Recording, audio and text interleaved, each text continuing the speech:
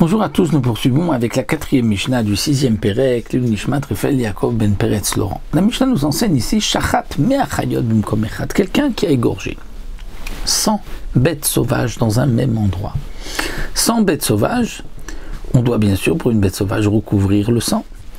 Est-ce que on va recouvrir le sang au fur et à mesure de chaque bête? Il a égorgé, le sang a coulé, on recouvre, ou bien il peut attendre d'avoir tout terminé et recouvrir en une fois? Eh bien, la Mishnah nous dit Kisui Echad Lekulam. On va Kisui Echad recouvrir en une seule fois pour toutes les bêtes sauvages qui ont été égorgées. Parce que ce que la Torah dit, que si on a égorgé Chaya ou Off, Chaya signifie peu importe une ou plusieurs. De même, Mea Ofot Bimakom Echad Kisui Echad Lekulam. On a égorgé 100 Ofot, 100 poulets dans le même endroit, on fait le Kisui une fois après avoir tout terminé. Off signifie aussi un pluriel, même s'il y en a beaucoup.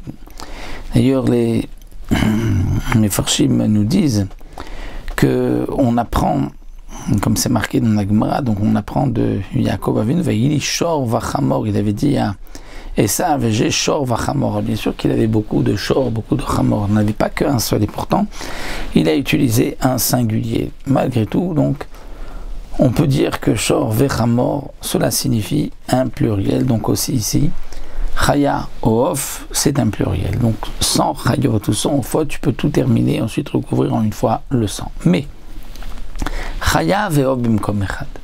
Si on a égorgé une bête sauvage et un oiseau en même temps, est-ce qu'on doit faire le Kisui Adam de la Chaya d'abord et ensuite de l'oiseau, ou on peut attendre et faire la Shrita des deux et ensuite recouvrir les deux? Bien, c'est une marloquette. Tanakama ici dit Kisui Echad Lekulam. On recouvre en une fois pour tout. Rabbi Yehuda dit non. Shachat Chaya Yechasena Barkel Shrotov. D'abord, tu fais la Shrita de la bête sauvage, tu la recouvres.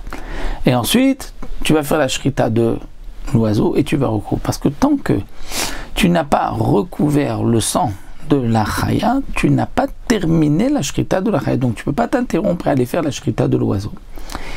Et comme nous dit le Barthénoura, parce que comme c'est marqué Chaya o Off, si tu as égorgé une bête sauvage ou un oiseau, le O qui les sépare vient nous dire que tu dois recouvrir le sang de chacun séparément. Ça, c'est ce que pense Rabbi Yehuda. Les Chachamim ne sont pas d'accord. Les Chachamim disent que bien que c'est marqué Chaya o Off, tu vas recouvrir en une seule fois les deux.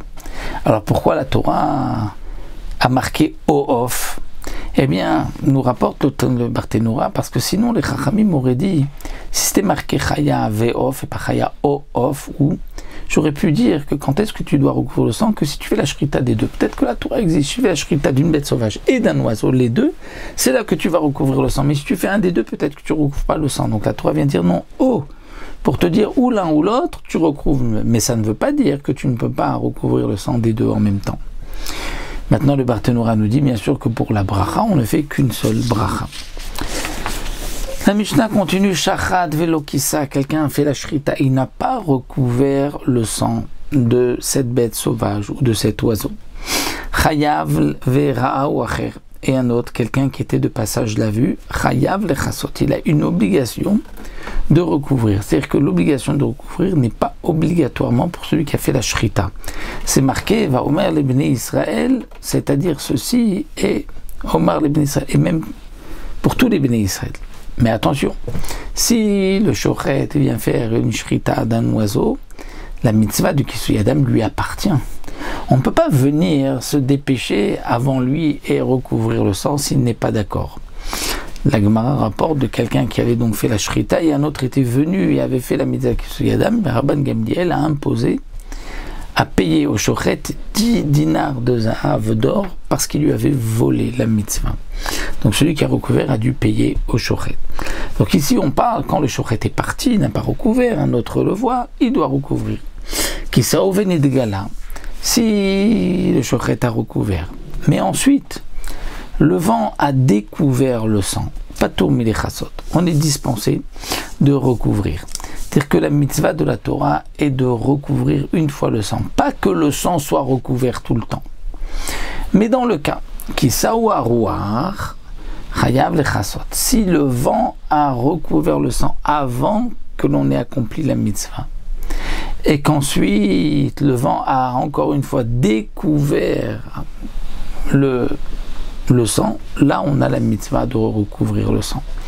Mais nous dit le Barthénora, si le vent a recouvert une fois le sang et qu'il ne l'a pas découvert ensuite, là il n'y a pas de mitzvah, on ne doit pas enlever le sable et puis venir recouvrir, ça y est, c'est recouvert. Dans le cas où il s'est découvert, étant donné que je n'ai pas accompli la mitzvah, là je dois le faire. Mais si j'ai accompli la mitzvah et que le sang se découvre, je n'ai pas l'obligation de recouvrir encore une fois. Donc voici pour notre 4e Mishnah.